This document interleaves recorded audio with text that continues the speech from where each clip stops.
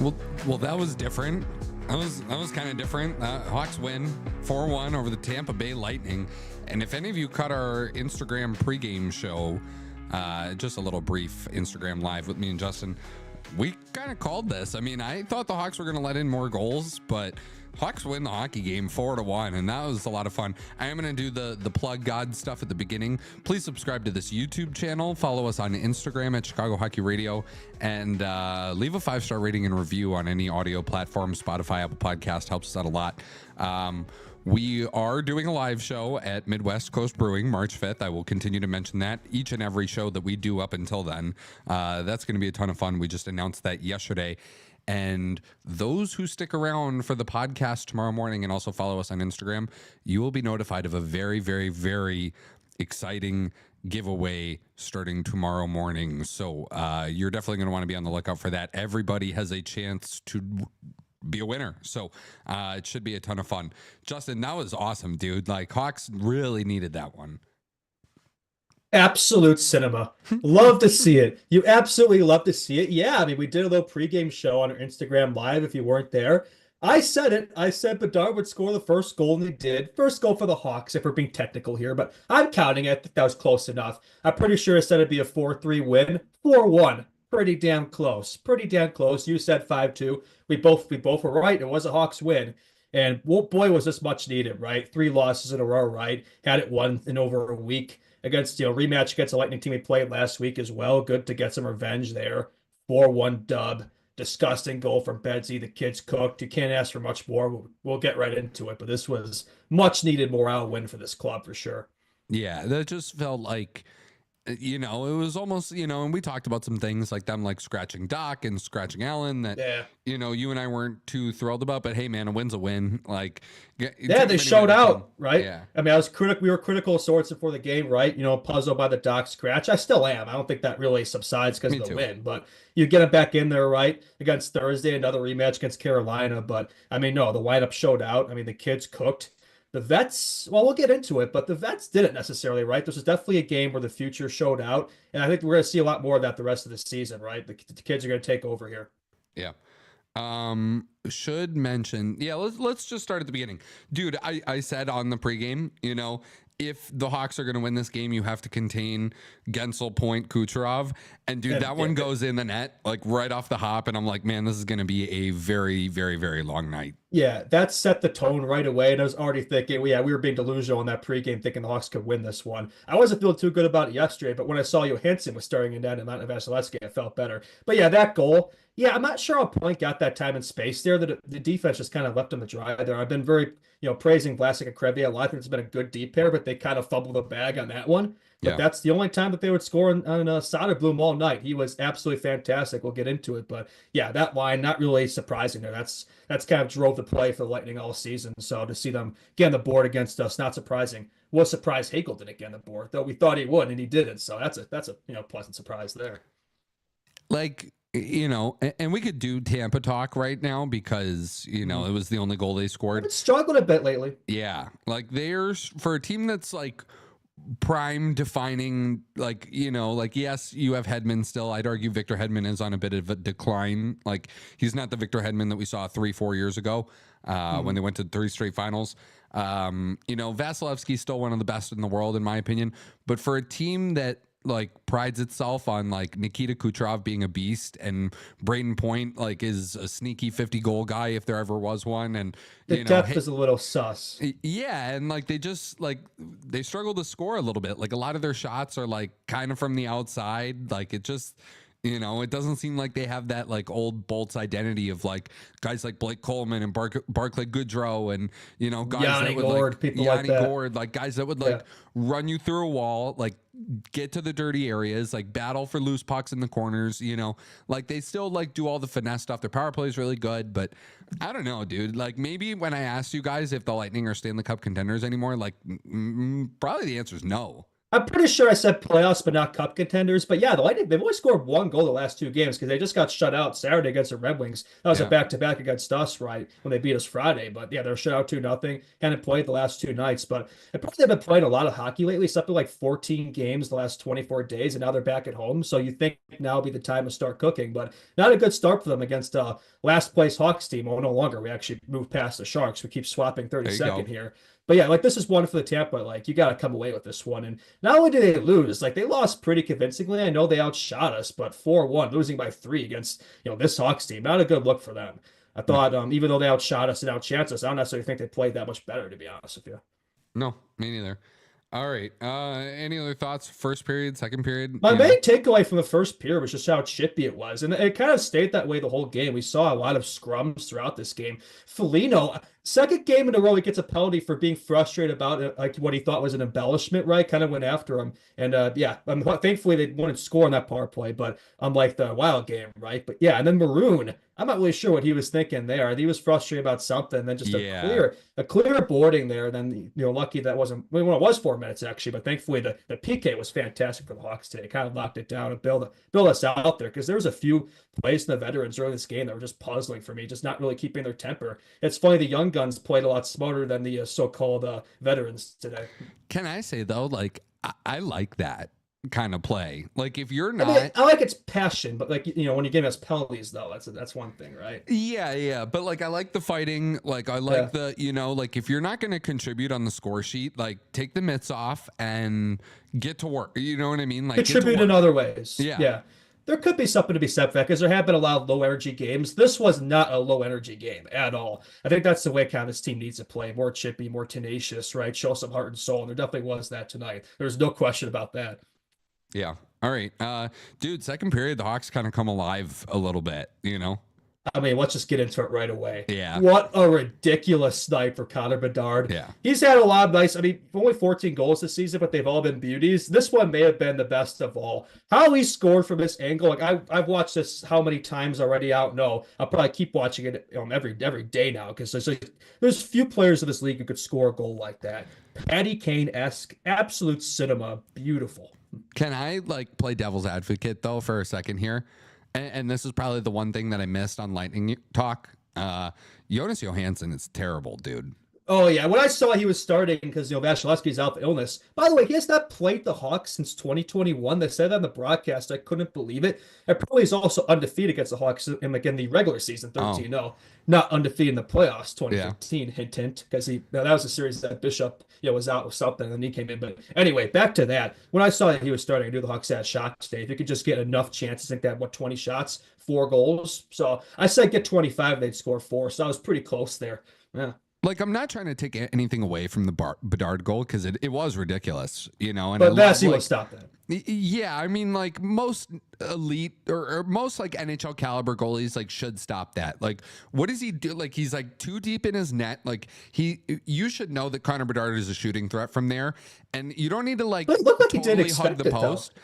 Yeah, it looked like he didn't know it was coming, And it's like, okay, dude, like, I don't know. It was just bad goaltending, really bad goaltending. I mean, but to be fair, Conor Bard hasn't been shooting as much this year, so maybe he thought, he's just going to look off, right? And there were even more few plays in this game where, like, I thought he could have easily had another goal, but he'd look off for passes. He's too unselfish, man. Like, that's my only critique of Bedsy is to shoot the puck more. And when he does, and he did have a few shots tonight, like, he's going to score, right? He's got that beautiful shot. Use it more, Bedsy. Use your shot.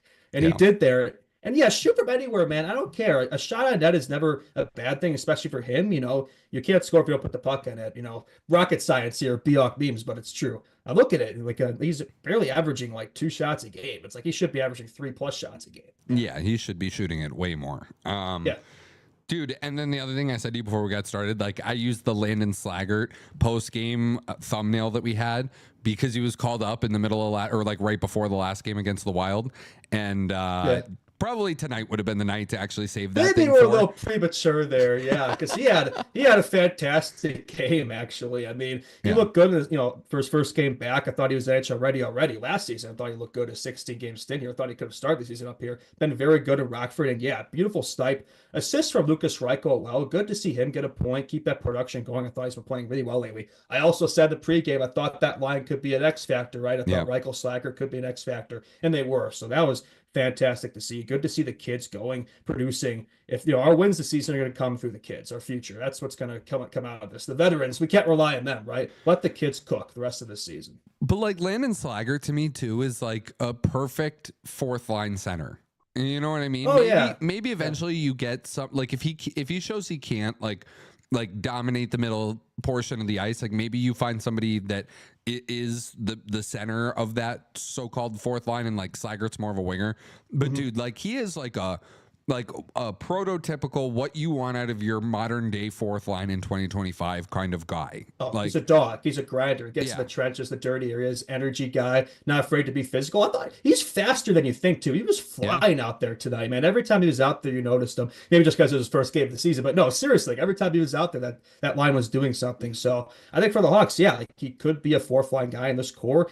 He's kind of pretty similar to Colton Dach in that aspect too. I think they play games pretty similarly. So yeah, I think those two could be a good bottom six guys for us, for the future, for sure.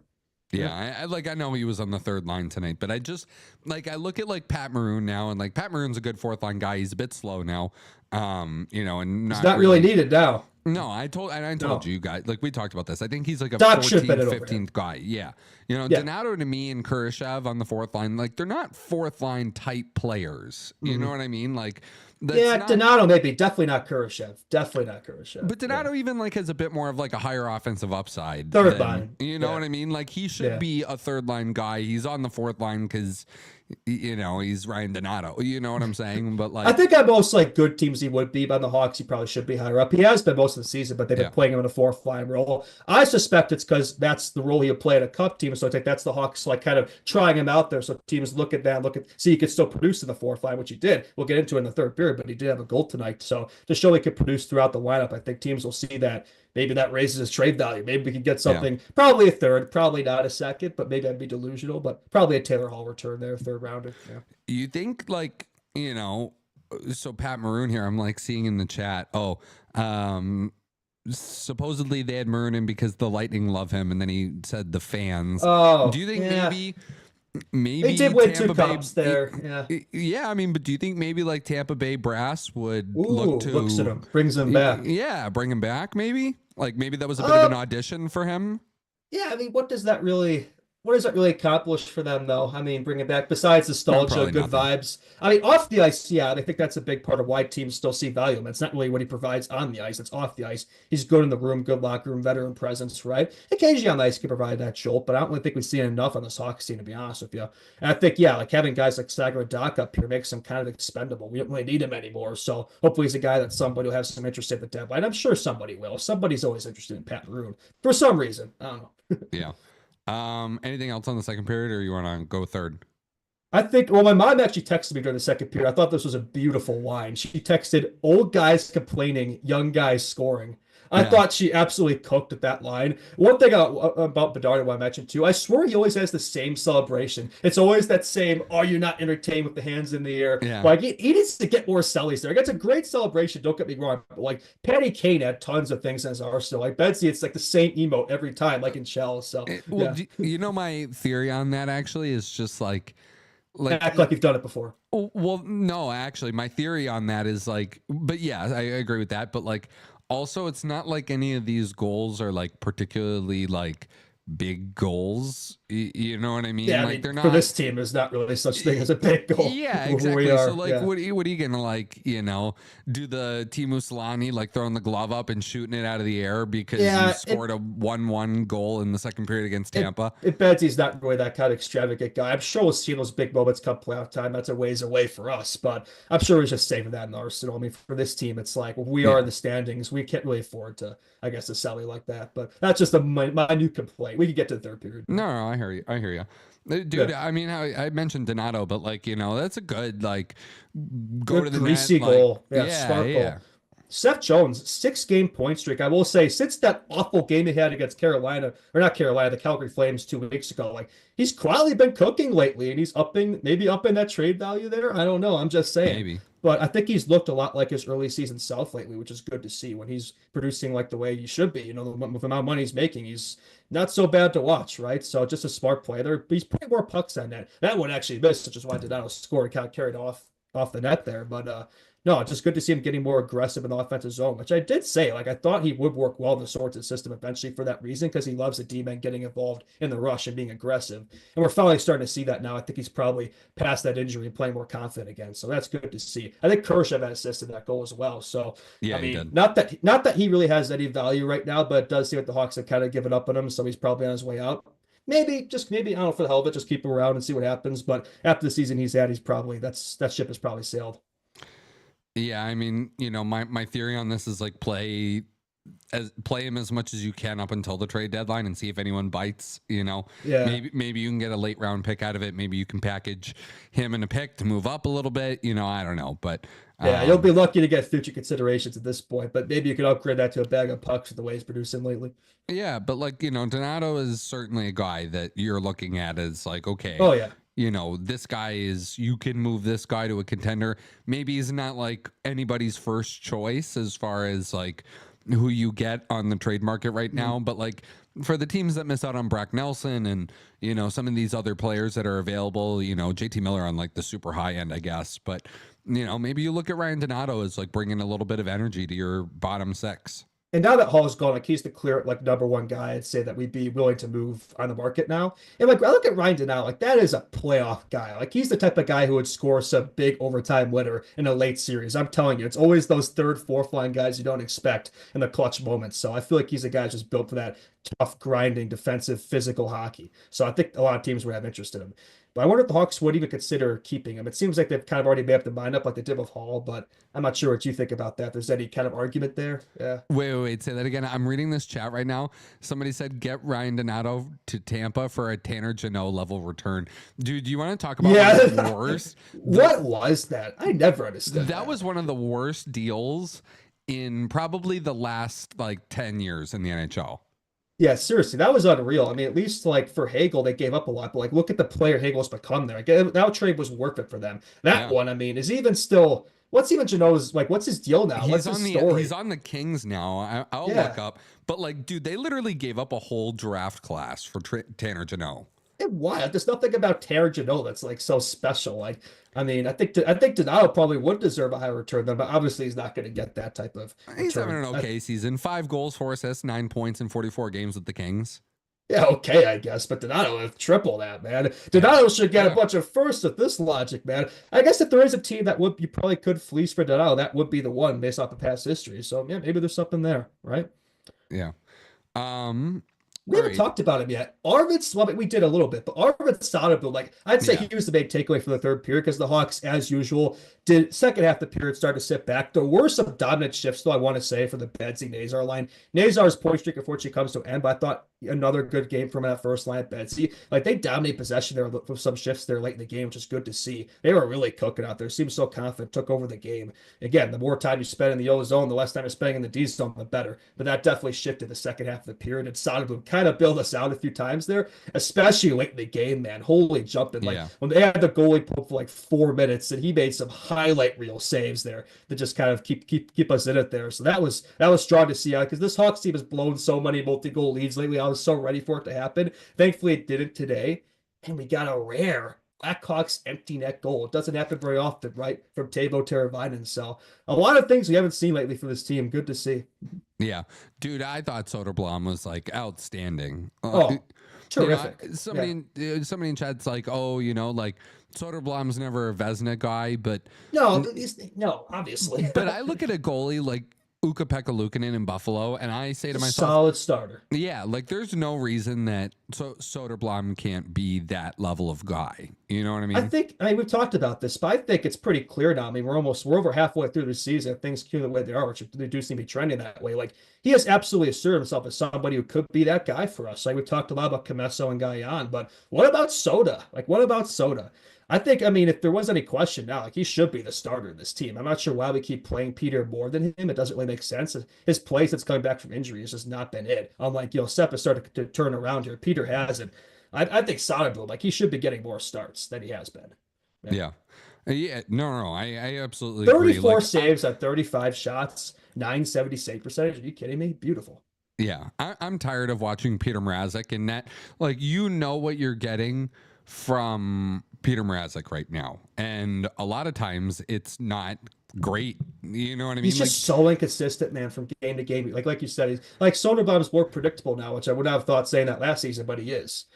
Yeah. No, he was the best or he was the best goalie for like a long stretch here, but like after that injury, he's come back and not really been close. Like he's just not been close, and Soderblom has been good. And ever since they had that 3-game win streak, like it was crazy, that they haven't given him more games. He's always had those injury concerns, and when he does come back, he's not always the same goalie, right? He's looked more a lot he did the first season with the Blackhawks, not like last year. I do wonder if the Hawks will consider trading him. Davidson did say in his presser the other day that they'd be willing to having 3 goalies in the roster. I look at that like hell no. Which, by the way, I think he's being delusional there. I know he says, "Oh, maybe Broswell will return this season." I don't think that's happening. I don't think we're going to see him this year, so that's probably not going to be an issue for us. But I do think with Mrazek, I think he still has another year of that deal, if I'm not mistaken. Like, if you can find a way to move on from him, I'd do it because I think Soda should be this team's starter. Cabesso could probably be the backup next year. Yeah, I agree. Mm-hmm. Yeah. What else? Any like quick hits? Anything small from the game, or any negatives? Like any guys you really weren't overly thrilled about?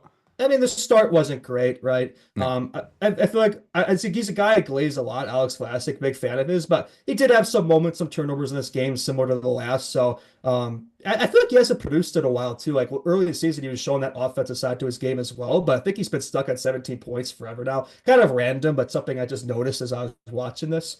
The penalty kill, it's funny. I was going to say negative things. I noticed in the broadcast they dropped to 11th now. They've been top 5 all season, but they proceed to go 3 for 3 today. And I think just the way they kind of kept tapping off the scoreboard that first period there, I think the Hawks took a lot of momentum from that, carried that over the rest of the game there. Like the second period was obviously a positive, which there haven't been a lot of good second periods for this Blackhawks team. So I'd say that's another positive right there. No mates either. They start off great and sell the rest of the game, or they start off poorly and then kind of come back in the third, right? So I thought it was a strong 40-minute effort. Maybe not the first 20, but I thought 2/3 of the game we played pretty strongly. Which, that's the thing. Expecting a full 60 minutes out of this team, it's a bad team. You're just not going to see it. So just get as much of it as you can, right? Yeah.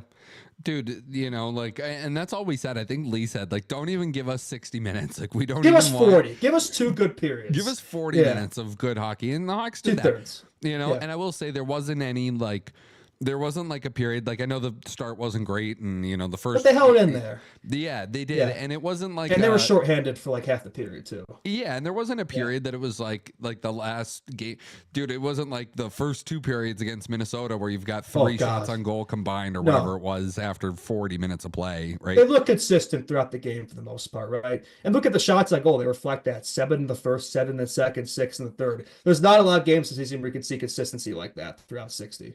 Yeah.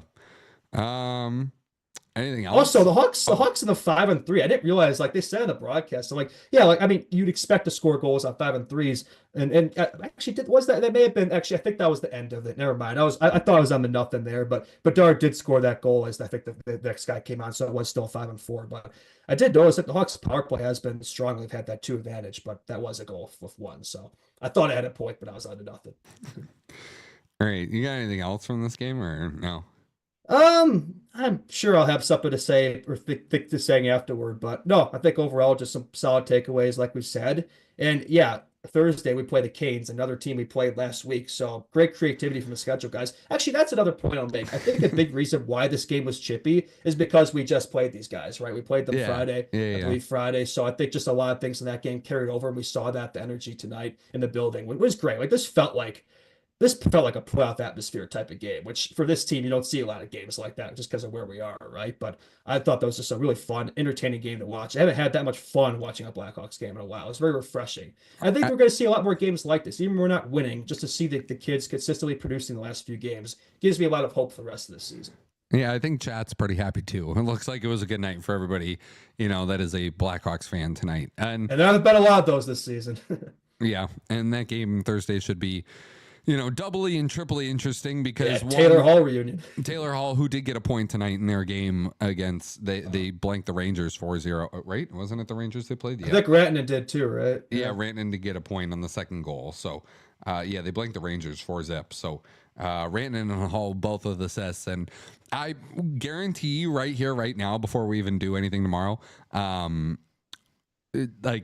guarantee one of them scores. Oh, that game. Oh, Taylor Hall, because the former Blackhawks always cook us, so that didn't happen tonight. But I pencil Taylor Hall in for something guaranteed Thursday. That's like the easiest bet of all time for player props right there. I'm already expecting it.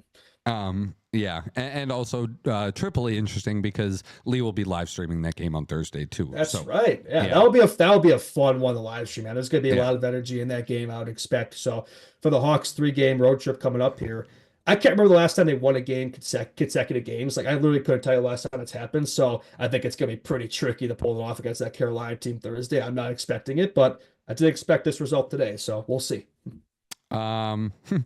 Somebody said, or no, Trevor did say, I will say you by name. Is Rantanen not a former Hawk?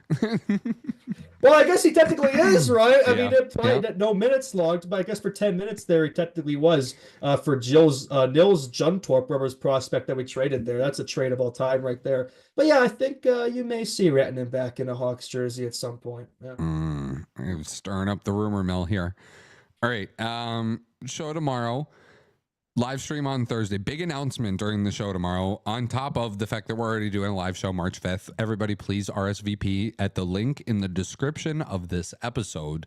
Helps us out greatly. We're trying to get a gauge on who is coming. So, but big announcement tomorrow morning. You'll probably hear about it on Instagram if you're already following us before we do the show, just because we're trying to get that out there ASAP.